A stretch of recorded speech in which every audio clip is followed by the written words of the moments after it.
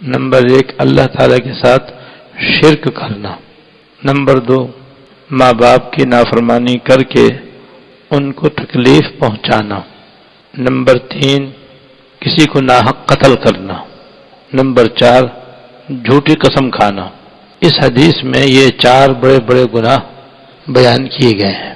ان میں سے پہلے گناہ کی تشریح آپ کے سامنے گزشتہ منگل کو ہو چکی ہے، اور دوسرے گناہ کے بارے میں بھی کچھ باتیں بیان ہو گئی تھیں۔ آج بھی اسی کے متعلق مزید کچھ باتیں بیان کرنے کا ارادہ ہے۔ ماں باپ کی نافرمانی کر کے ان کو تکلیف پہنچانا یا ان کو ستانا یا انہیں پریشان کرنا یا اپنے کسی بھی طرز عمل سے ان کو ایذا پہنچانا حرام ہے، ناجائز ہے اور گناہ کبیرہ ہے۔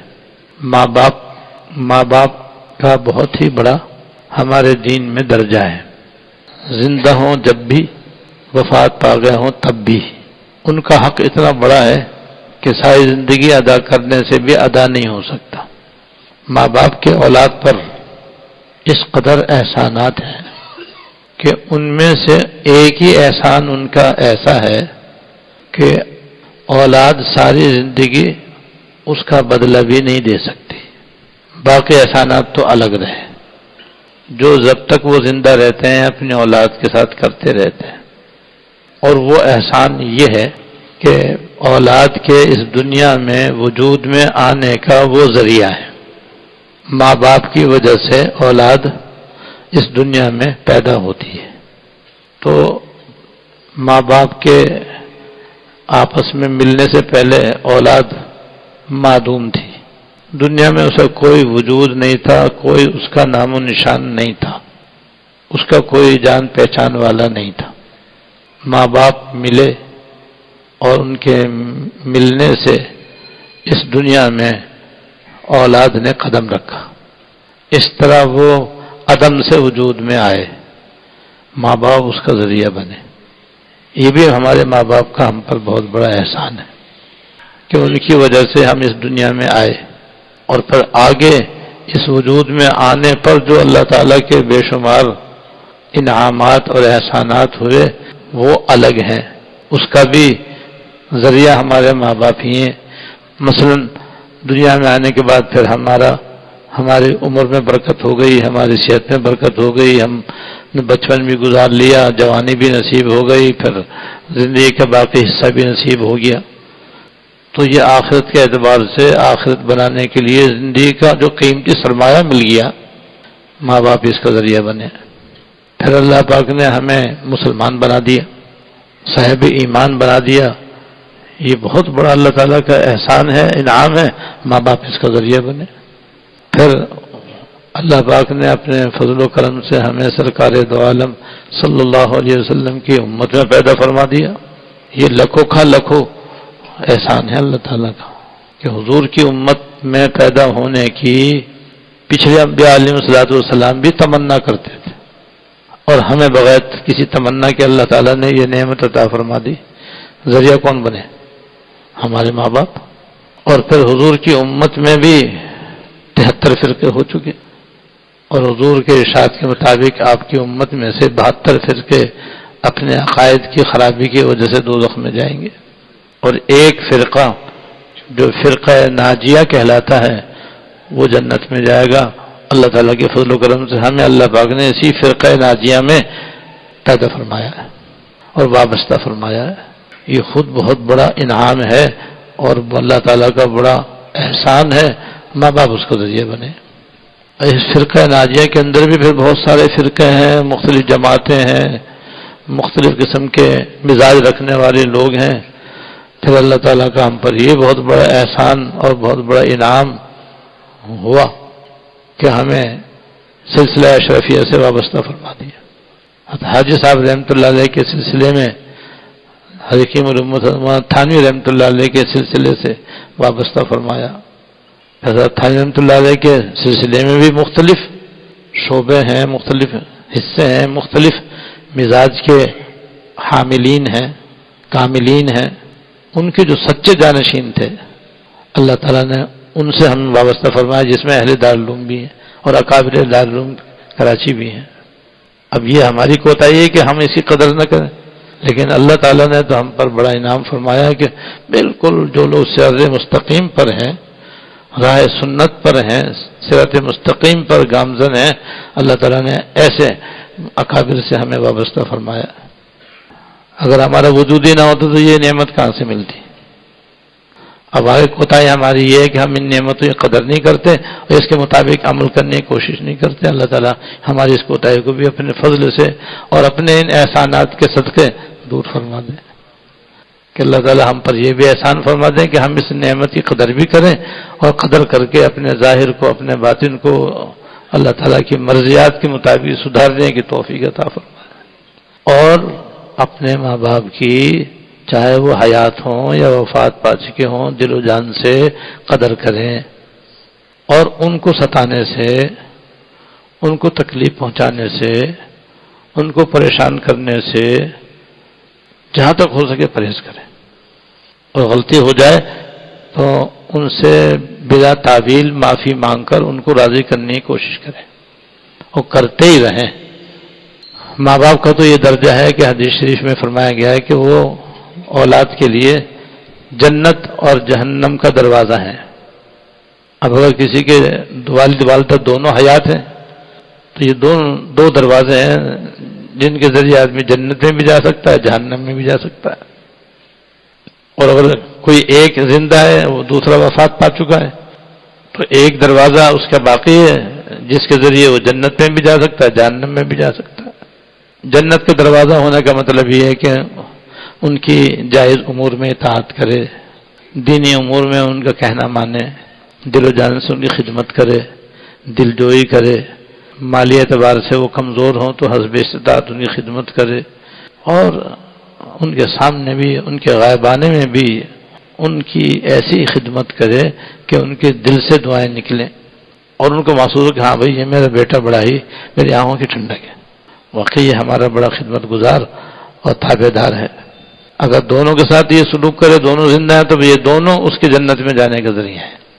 اس کو اپنے والدین کی خدمت کے صلے میں جنت ملے گی، اللہ تعالیٰ کی رضا ملے گی، کیونکہ ایک حدیث میں یہ بھی ہے کہ اللہ تعالیٰ کی رضا والدین کے راضی رہنے میں ہے اور اللہ تعالیٰ کی ناراضگی والدین کے ناراض رہنے میں ہے۔ تو وہ ورضوان من اللہ اکبر، جو ہمارے دین میں سب سے بڑی چیز ہے، اللہ تعالیٰ کی رضا، وہ والدین کے راضی رہنے نہ رہنے پر موقوف ہے۔ جو اپنے والدین کا تابع دار ہوگا، فرما بردار ہوگا، خدمت گزار ہوگا اور ان کو خوش رکھے گا تو اللہ تعالیٰ اس سے راضی ہوں گے۔ اللہ تعالیٰ ان کے اس خدمت کے صلے میں اس اولاد کو جنت میں داخل فرمائیں گے۔ اور اگر کوئی اپنے ماں باپ کو ستائے گا، پریشان کرے گا، تکلیفیں پہنچائے گا، ان کو اذیتیں پہنچائے گا، تو پھر وہ اس کے لیے دوزخ میں جانے کا ذریعہ ہے، اللہ تعالیٰ کے ناراض ہونے کا باعث ہے۔ اور ایک حدیث میں آتا ہے کہ 3 آدمیوں کی دعائیں قبول ہونے میں کوئی شک نہیں، یہ مفہوم ہے حدیث شریف کا۔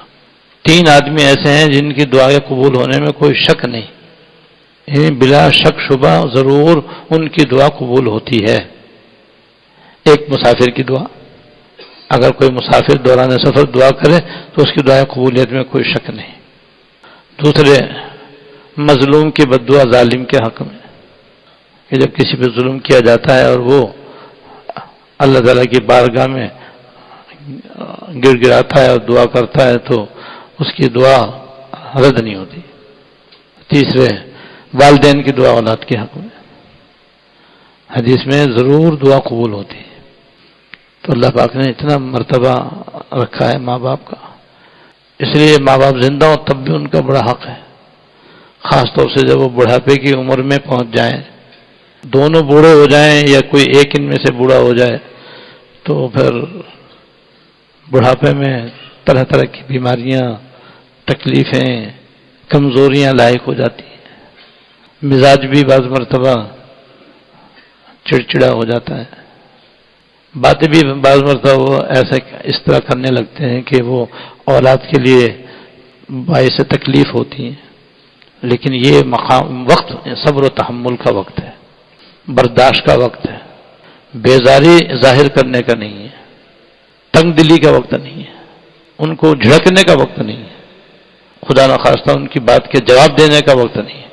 جواب دینا تو جوانی میں بھی جائز نہیں ہے جس سے ان کو تکلیف پہنچے، لیکن بڑھاپے میں بعض مرتبہ آدمی جھنجلا جاتا ہے اور جھنجلا کر کے ان کو جھڑک دیتا ہے، الیاذ باللہ۔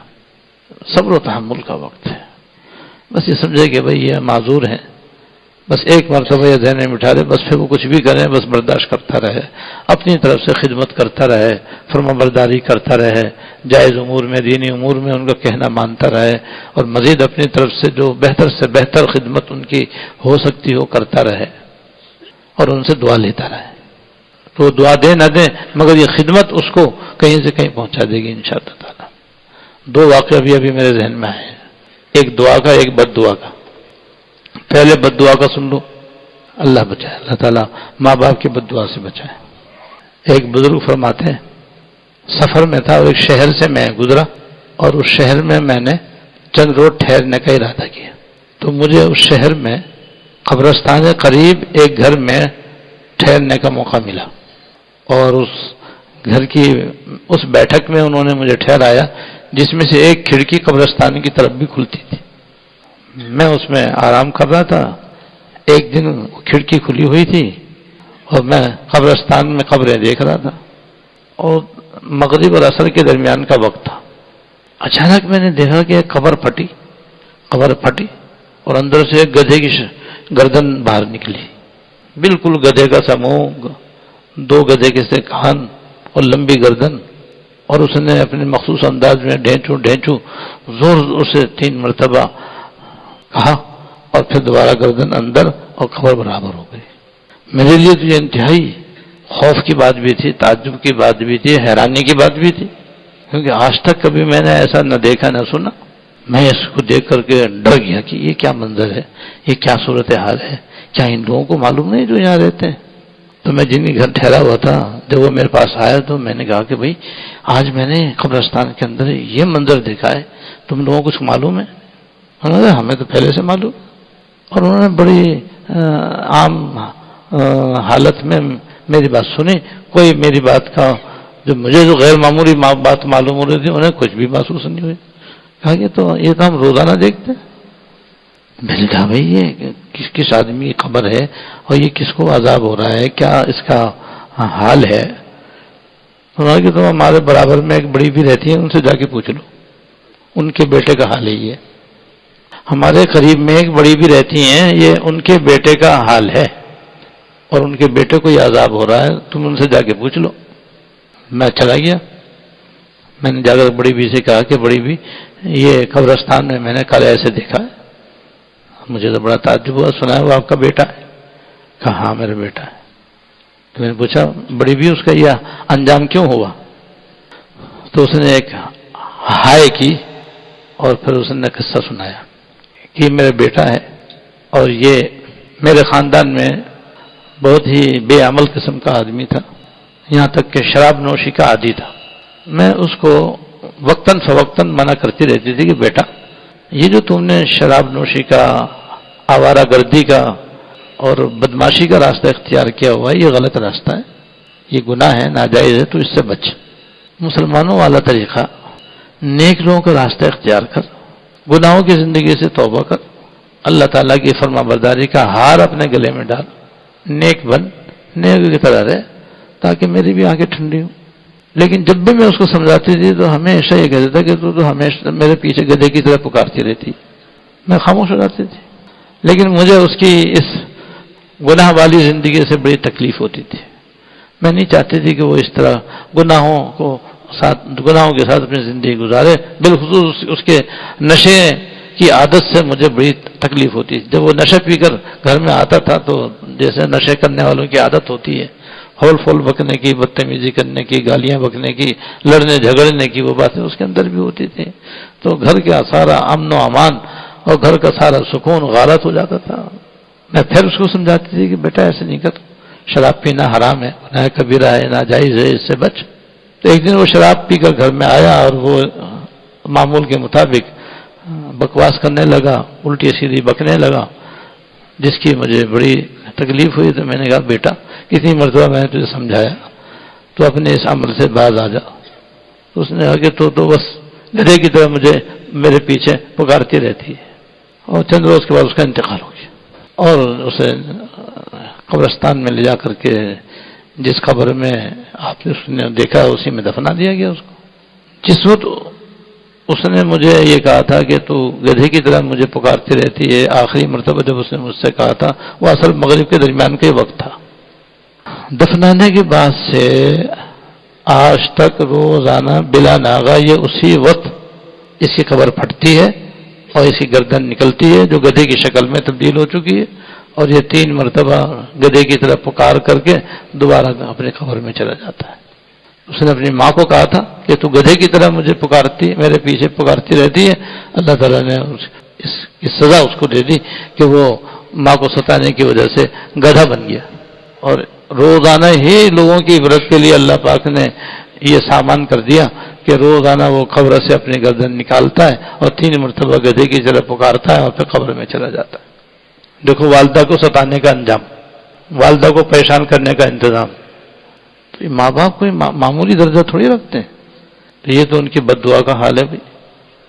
ماں کی بد دعا کا ایک واقعہ حدیث شریف میں بھی ہے، وہ بھی ابھی یاد آیا، وہ سنا کر پھر دعا والا قصہ سناؤں گا انشاءاللہ.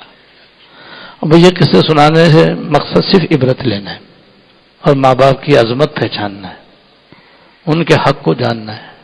جب تک زندہ ہیں ان کو دل و جان سے خدمت کر کے ان سے دعائیں لینا ہے، اور وفات پا گئے ہوں تو پھر ان کے لیے دعائیں مغفرت اور ایصال ثواب کا تا زندگی اہتمام کرنا ہے. حدیث شریف میں جو واقعہ آتا ہے اس کا خلاصہ یہ ہے کہ بنی اسرائیل میں ایک عابد آدمی تھا جو جنگل میں اپنے گرجا کے اندر عبادت کرتا تھا.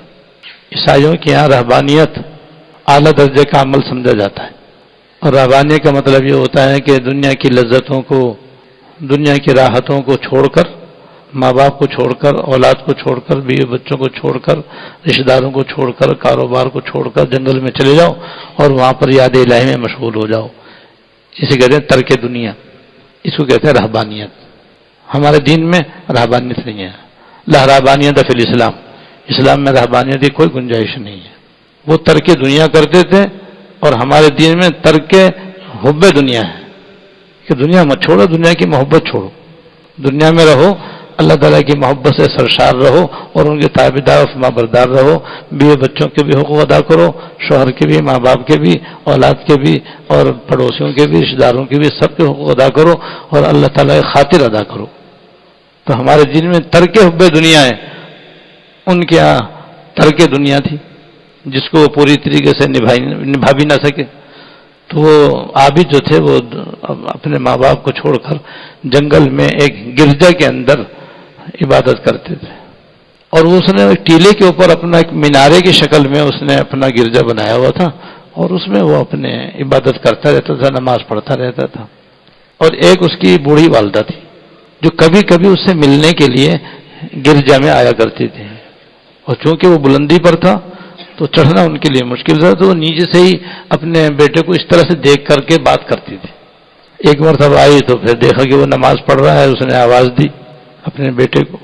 اس نے نماز میں نیت باندھی ہوئی تھی، اب وہ سوچنے لگا کہ میں نماز پوری کروں یا اپنی والدہ سے بات کروں. اس نے نماز کو ترجیح دی اپنی والدہ سے بات کرنے پر. ماں تھوڑی دیر تک بیٹھ کر اسے دیکھتی رہی، بات کرنے کے لیے انتظار کرتی رہی. جب اس کی نماز ختم نہ ہوئی تو وہ واپس چلی گئیں، پھر دوبارہ آئیں، پھر سے بار آئیں. جب بھی آئیں اتفاق سے وہ نماز میں، اور والدہ کی آواز سن کر کے وہ اس کے دل میں یہ بھی خیال آیا کہ لاؤ میں والدہ سے بات کر لوں. پھر سوچتا کہ والدہ سے بات کروں یا میں نماز اپنی پوری کروں. وہ اپنی نماز میں مشغول رہتا، حالانکہ اسے چاہیے تھا کہ نیت توڑ کے والدہ سے بات کرتا، کیونکہ نفل نماز میں یہی حکم ہمارے دین میں. لیکن بہرحال اس نے والدہ کا خیال نہیں کیا، اپنی نماز ہی کا خیال کیا. اس حدیث میں آتا ہے کہ وہ اس طرح سے ماں جو ہے اپنے بیٹے کو یوں دیکھتی تھی، اور جی چاہتا تھا کہ میں کسی طرح اپنے بیٹے سے 2-4 باتیں کروں اور پھر گھر جاؤں، لیکن بیٹے نے بات نہیں کی. تو ماں کا بڑا دل دکھا اور اس نے بد دعا دی، مگر وہ ماں بڑی سمجھدار تھی، بد دعا بھی دی سوچ سمجھ کے دی. اس نے بد دعا یہ دی کہ یا اللہ اس کو بدکار عورتوں کا منہ دیکھنا پڑ جائے، میں آئی اور اس نے مجھ سے بات نہ کی تو دل دکھا، اور اس نے یہ بد دعا کی. یہ نہیں کہا کہ یہ بدکار عورتوں میں مبتلا ہو، یہ نہیں بد دعا دی اس نے، بس یہ کہا کہ خدا اس کو بدکار عورتوں کا منہ دیکھنا نصیب کرے، الیاذ باللہ. اور یہ بد دعا دے کے وہ چلی گئی. اور میں نے بتایا نا حدیث میں آیا کہ ماں باپ کی دعا تو فوراً قبول ہوتی ہے، چاہے وہ بصورت بد دعا ہو چاہے بصورت دعا ہو. تو ماں گئی اپنے گھر، کہیں سے کوئی بدکار عورت آئی اور اس نے پہلے تو اس عابد کو گناہ کی دعوت دی. تو عابد زاہد آدمی تھا، وہ کیسے گناہ کرتا، اس نے تو منع کر دیا. تو وہیں نیچے گرجے کے نیچے ٹیلے کے نیچے کوئی چرواہا بکریاں چرا رہا تھا، بس اس سے اس نے بدکاری کی اور اس کے حمل ٹھہر گیا. اور حمل ٹھہرنے کے بعد جب بچہ ہو گیا تو لوگوں نے پوچھا یہ کہاں سے آیا؟ کہا کہ یہ جو گرجا میں آدمی عبادت کر رہا ہے یہ سب اس کی حرکت ہے. تو سارے کے سارے غصے میں بھر گئے، اور جناب گاؤں والوں نے اپنے پھاوڑے اور کدالیں اور بیلچے اور تلواریاں لیں اور جناب جھٹپٹ آئے اور انہوں نے گرجا کی اینٹ سے اینٹ بجا دی.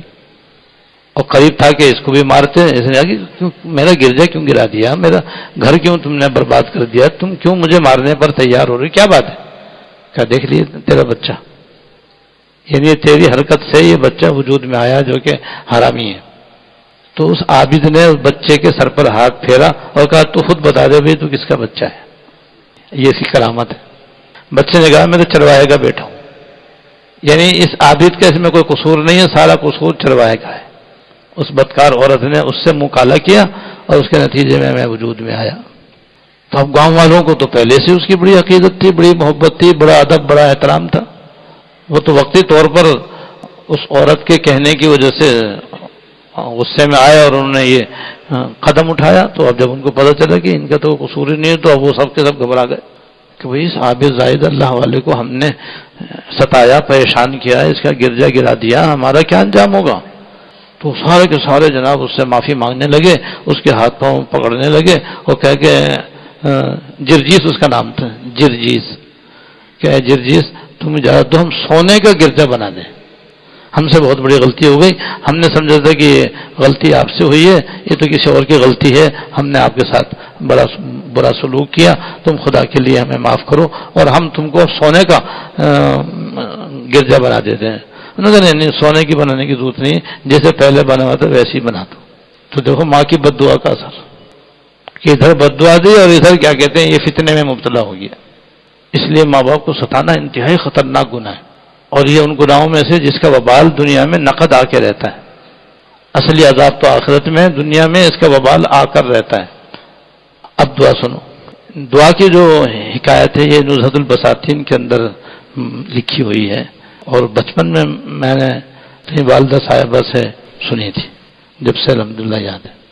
ہمارے والد صاحب ہمیں بھی بچپن میں حکایتیں سنایا کرتے تھے، اور اگر ہم چھوٹے ہونے کی وجہ سے سو جاتے تو ہماری والدہ کو تو ضرور سناتے تھے. پھر سویرے ہماری والدہ ہمیں ناشتے میں سنایا کرتی. اور وہ حکایت یہ ہے کہ ایک دفعہ سلیمان علیہ السلام کو حکم ہوا کہ آپ سمندر کے کنارے جاؤ اور ہماری قدرت کی نشانی دیکھو. حضرت سلیمان علیہ السلام کو من جانب اللہ حکم ہوا کہ آپ سمندر کے کنارے جاؤ اور ہماری قدرت کی نشانی دیکھو. حضرت سلیمان علیہ السلام اپنے خاص احباب کو لے کر سمندر کے کنارے پہنچے اور دور تک آگے پیچھے دائیں بائیں دیکھا، لیکن ظاہر میں کوئی خاص بات نظر نہ آئی. تو چونکہ اللہ پاک نے جنات کو بھی آپ کے تابع فرمایا تھا، لہذا جب اوپر کوئی خاص نشانی نہ ملی تو ایک جن سے آپ نے کہا کہ بھئی تم سمندر کے تہ میں جاؤ، وہاں جا کر دیکھو اگر کوئی غیر معمولی چیز ہو تو مجھے آ کے بتاؤ، ہو سکتا ہے وہ قدرت کی نشانی پانی کے اندر ہو. تو جس جن کو بھیجا وہ کافی طاقتور تھا، جہاں تک اس سے نیچے جانے کی جہاں تک اس میں ہمت تھی وہ گیا، آگے نہ جا سکا، لیکن وہیں دیکھ بھال کر تلاش کر کے واپس آ گیا. اور اس نے کہا کہ حضرت مجھے تو وہاں کچھ کوئی خاص چیز ملی نہیں. پھر اس سے زیادہ طاقتور دوسرے جن کو آپ نے بھیجا کہ تم جاؤ، جا کر دیکھو، کوئی چیز ملے تو مجھے آ کے بتاؤ یا اس چیز کو لے ہی آؤ. اس نے بھی آ کر کہا کہ مجھے تو کچھ ملا نہیں. تو آصف برقیہ حضرت کے وزیر تھے جو انتہائی طاقتور تھے. آپ نے ان سے کہا کہ بھئی اب تم ہی جاؤ، بھائی یہ لوگ تو جا چکے ہیں، انہیں تو کچھ ملا نہیں، تم دیکھو اگر کوئی چیز ملے تو لے کے آ جانا. اب وہ سمندر میں اترے اور وہ اتنے طاقتور تھے کہ تہ تک پہنچ گئے. وہاں پر سمندر کا کنارہ انتہائی گہرا تھا. تہ میں پہنچے تو وہاں دیکھا کہ ایک سنگ مرمر کا سفید قبہ وہاں پر رکھا ہوا ہے. وہ انہوں نے اٹھایا اور لا کر کے سمندر کے باہر کنارے پر حضرت کے سامنے رکھ دیا. اب سمندر کی تہ میں یہ قبہ کیسے آیا، کون لایا اور کیوں آیا، یہ سب اللہ ہی اس کو بہتر جاننے والے ہیں. انہوں نے وہ قبہ لا کر کے حضرت کے سامنے رکھ دیا کہ حضرت تہ میں یہ رکھا ہوا تھا. اور عجیب و غریب بات یہ تھی کہ اس کے 4 دروازے تھے، چاروں کے چاروں دروازے کھلے ہوئے تھے، لیکن پانی کا ایک قطرہ اندر نہیں جا رہا تھا. اور اس سے بڑھ کر عجیب و غریب بات یہ تھی کہ اس کے اندر ایک نوجوان مصلے پر نیت باندھے کھڑا تھا اور نماز میں مشغول تھا. سب لوگ اسے دیکھ کر کے حیران رہ گئے کہ سمندر کی تہ میں بھی ہے اور زندہ بھی ہے، نماز میں بھی مشغول ہے اور پانی بھی کھلے دروازوں سے اندر نہیں جا رہا ہے. بلا شبہ اللہ تعالیٰ کی قدرت ہے. جب وہ شیشے کے ذریعے اندر پانی نہ جانے پر قادر ہے. شیشے کمرہ اس طریقے سے بنا لیا جائے تو پانی اندر تھوڑی جائے گا. تو جب وہ شیشے کے ذریعے بھی اس پر قادر ہے کہ اندر پانی نہ جائے تو اس پر بھی قادر ہے کہ بغیر شیشے کے پانی اندر نہ جائے. تو حضرت نے اس نوجوان کے سلام پھیرنے کا انتظار فرمایا کہ اس کو سلام پھیرنے تو پھر اس سے ملیں گے. تھوڑی دیر میں اس نے سلام پھیرا تو حضرت تشریف لے گئے اندر. جا کر کے اس نوجوان سے ملے اور اپنا تعارف کرایا تو پیروں میں گر گیا اور کہا حضرت میری قسمت کہاں کہ میں آپ کی زیارت کروں، آپ سے ملوں. میری بہت خوش بختی ہے کہ میں آپ سے ملنے کی سعادت پا رہا ہوں. سلیمان علیہ السلام کا اس نے نام سنا ہوا تھا، اس لیے اور بھی زیادہ اس کے دل میں حضرت کی محبت عقیدت بڑھ گئی. حضرت سلیمان علیہ السلام نے اس سے پوچھا کہ تم یہاں کیسے آئے؟ تو اس نے کہا جی میں اپنے والدین کی دعا سے آیا ہوں، میں اپنے والدین کی دعا کی بدولت یہاں پہنچا ہوں. پوچھا کہ بھئی وہ کیا دعا ہے؟ کہا جی میرے والد والدہ دونوں بوڑھے تھے، دونوں اپاہج تھے اور میرے سوا کوئی انہیں خدمت کرنے والا بھی نہیں تھا. میری شادی بھی اس وقت تک نہیں ہوئی تھی، میں نے شادی کی بھی نہیں اپنے والدین کی خدمت کے پیش نظر. بس دن رات میں انہیں خدمت کرتا تھا، یہاں تک کہ میرے والد صاحب کا انتقال کا وقت قریب آیا تو انہوں نے مجھے 2 دعائیں دی. وہ میری خدمت سے بہت خوش ہوئے اور انہوں نے 2 دعائیں دی. ایک یہ دعا دی کہ یا اللہ اس کو میرے بیٹے کو غیب سے روزی عطا فرمانا، کبھی اس کو روزی میں تنگی نہ ہو. اور یہ کہ یا اللہ اس کو ایسی جگہ عبادت کی توفیق دینا جہاں شیطان کا کوئی دخل نہ ہو، تاکہ ہمیشہ یہ عبادت میں لگا رہے اور ہمیں اس کا ثواب ملتا رہے اور اس کو بھی ملتا رہے. پھر میرے والد صاحب کا انتقال ہو گیا، میں نے ان کو قبرستان جا کے دفنا دیا. بس اب میں والدہ کی خدمت میں رہنے لگا اور دن رات انہیں خدمت کرتا رہا یہاں تک کہ آخر میری والدہ کا بھی انتقال کا وقت قریب آ گیا. انہوں نے مجھے انتقال سے پہلے 2 دعائیں دی. ایک دعا تو انہوں نے یہ دی کہ یا اللہ میرے اس بیٹے کو عمر طویل عطا فرمانا، اس کو عمر دراز عطا فرمانا اور اس کو اپنی عبادت خاص کی توفیق عطا فرمانا. اور وہ یہ دعا دے کر کے ان کا بھی انتقال ہو گیا. میں ان کو بھی قبرستان جا کے میں نے دفنا دیا. اب قبرستان سے جب میں واپس لوٹا تو میں بالکل اکیلا تھا. جو جنازے میں شریک ہوئے تو وہ اپنے گھروں کو گئے. اب میں سوچا کہ اب گھر کس کے پاس جاؤں. اب میرے گھر میں نہ میرے والد نہ میری والدہ اور گھر میں کوئی اور تھا ہی نہ بھائی نہ بہن نہ بیوی. تو بس میں اپنے خیالات میں گم کہ اب میں کہاں جاؤں، کس کے پاس رہوں، کیا کروں.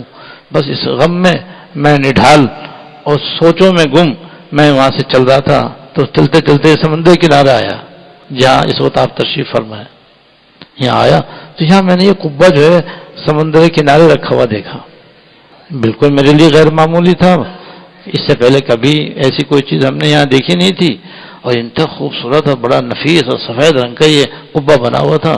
تو میں اس کو دیکھ کر حیران ہو گیا. میں نے سوچا بھائی اس کو دیکھنا چاہیے کیا ہے، یہ کیسا ہے. میں اس کے اندر گیا. بس اندر گیا اور کسی نے اٹھا کر کے اس کو سمندر کی تہ میں رکھ دی. اب یہاں پر روزانہ ایک پیلے رنگ کے لڈو کی طرح ایک غذا آتی ہے جو میں ایک مرتبہ کھا لیتا ہوں. 24 گھنٹے جوان رہتا ہوں. نہ مجھے کوئی بیماری آتی ہے، نہ نزلہ ہوتا ہے، نہ کھانسی ہوتی ہے، نہ بخار ہوتا ہے، نہ کمزوری ہوتی ہے، نہ مجھے نیند آتی ہے، کچھ بھی نہیں ہوتا. بس میں بالکل لوہا لاٹ. بس 24 گھنٹے مسلح پہ کھڑا رہتا ہوں. مجھے نہ پیشاب کا تقاضا ہوتا ہے نہ پخانے کا تقاضا ہوتا ہے اور نہ مجھے گناہ کے خیال آتے ہیں، نہ کوئی وسوسہ شیطان کا یا کوئی عمل دخل نہیں. دن رات اللہ تعالیٰ کی یاد میں مشغول رہتا ہوں، اور کوئی مجھے وحشت نہیں ہوتی، نہ کوئی مجھے گھبراہٹ ہوتی ہے، نہ کوئی بے چینی ہوتی ہے، بالکل آرام سے میں یہاں رہتا ہوں۔ حضرت سلیمان علیہ السلام نے ان سے پوچھا کہ بھئی تم یہاں کب آئے تھے؟ دن تاریخ کا تو مجھے پتہ نہیں ہے، تو 24 گھنٹے ایک ہی موسم ہے، البتہ فلاں پیغمبر کے میں امتی ہوں۔ اپنے نبی کا انہوں نے نام لیا کہ میں ان کا امتی ہوں۔ تو حضرت سلیمان علیہ السلام نے ان کا نام سن کر تاریخ دیکھی تو 1000 سال ہو چکے تھے۔ 1000 سال سے وہ جوان اس سمندر کی تہ میں قبے کے اندر اس طرح سے عبادت میں مشغول تھا کہ شیطان کے شر سے محفوظ، غیب سے روزی اس کو مل رہی تھی، اور جوان کا جوان اور یاد الہی میں مشغول اور زندہ سلامت۔